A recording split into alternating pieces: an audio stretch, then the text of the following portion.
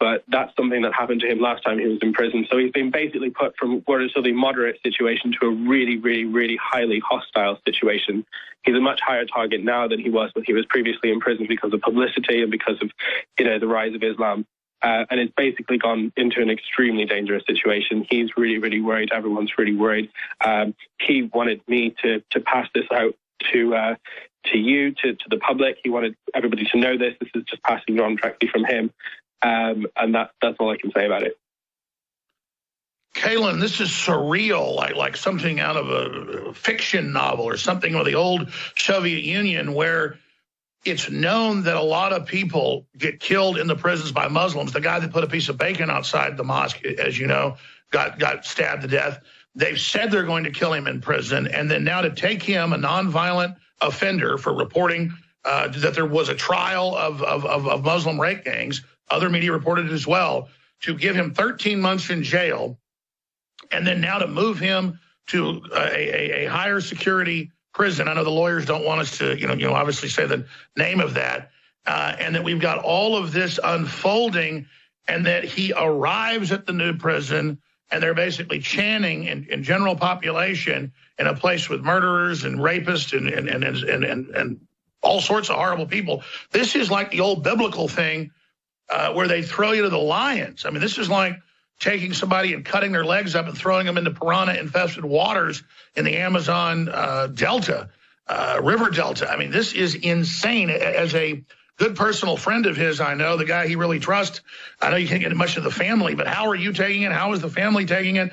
A, and B, why would they be taking a nonviolent political prisoner and throwing them into a 71% high-security, general population Muslim prison?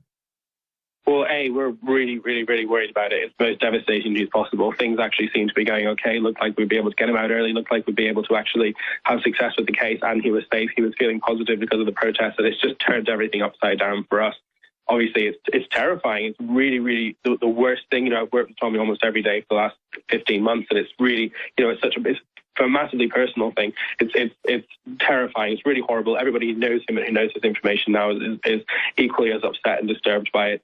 And yeah, so that's just what we're dealing with at the moment. What was your second question?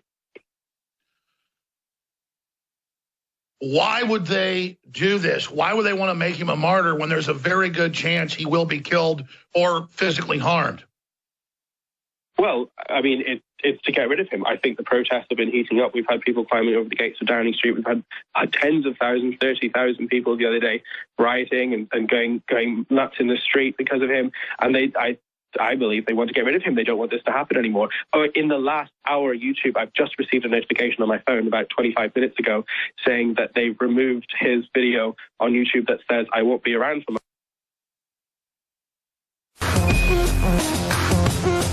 Revolutionary War here in the United States, in the middle of it, they had big prison ships off the coast starving family members.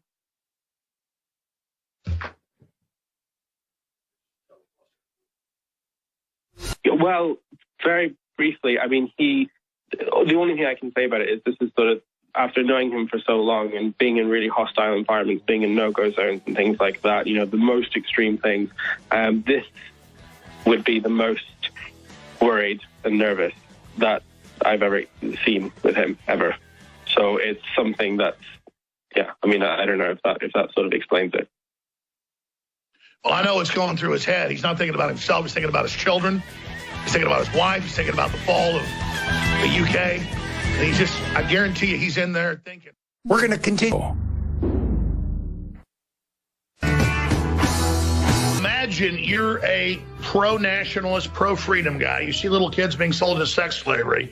You speak out 11 years ago. You get put in prison for it. It all comes out to be true. They put you back in prison for it. Then they transfer you for reporting on Islamic rape gang trials to a high-security prison, 71% Muslim. They tell you you're dead when you get there. They're chanting they're going to kill you.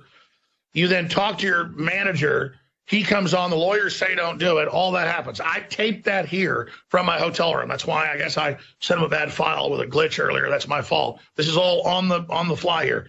But I think we've got time in this segment to finish up the interview with his manager, Kaylin Robertson, right now. So this is really critical information. We're going to upload the video right now to Infowars.com, to Newswars.com. YouTube is censoring Tommy Robinson videos. We've now learned they're not just deleting his final statement of he's killed video ahead of him being killed, which is very cryptic today. They're deleting other videos of his that are viral with millions of views. They are erasing him before they kill him. This is happening.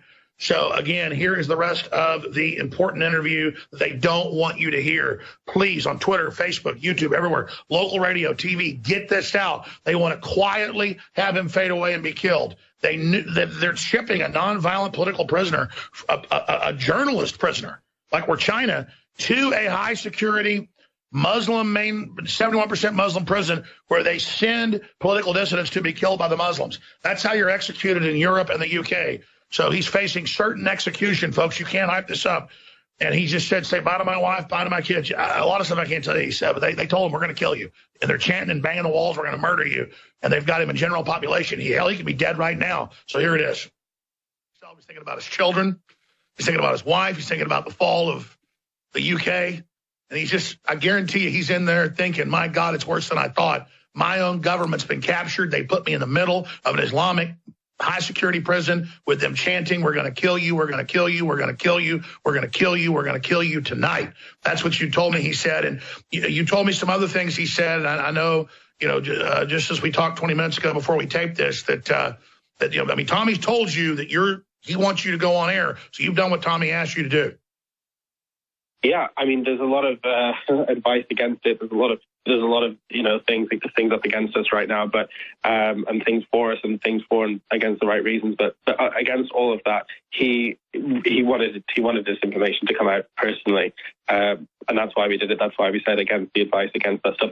It's what he wants to do. That's it. He wants everybody to know what situation he's in.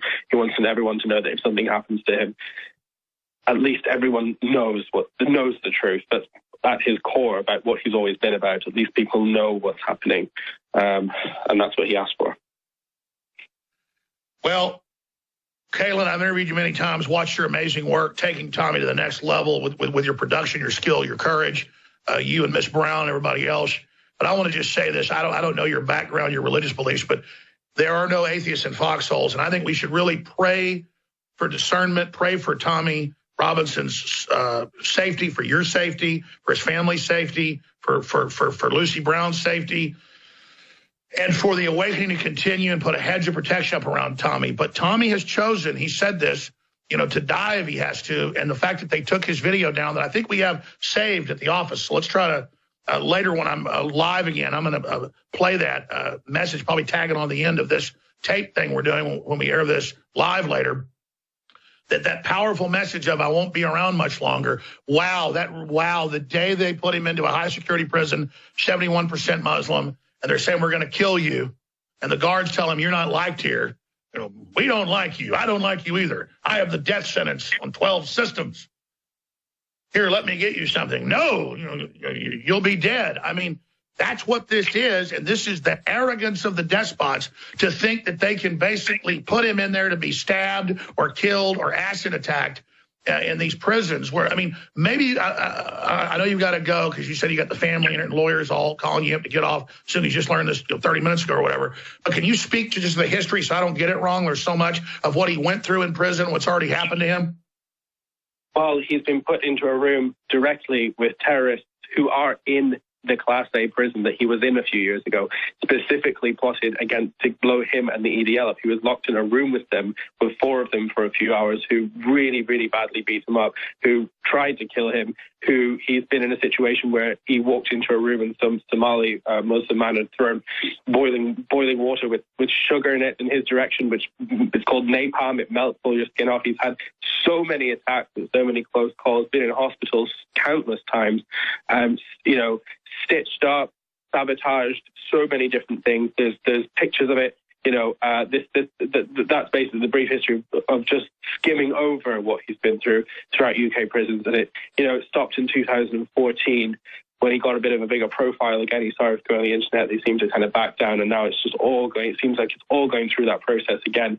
And he just got out of it last time, just by the skin of his teeth, and now, it's looking at the worst again. So that's what happened.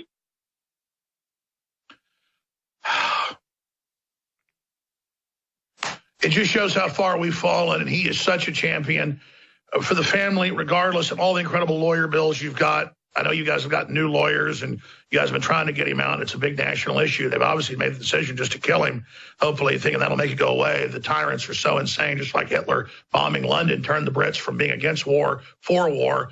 These tyrants have a real blind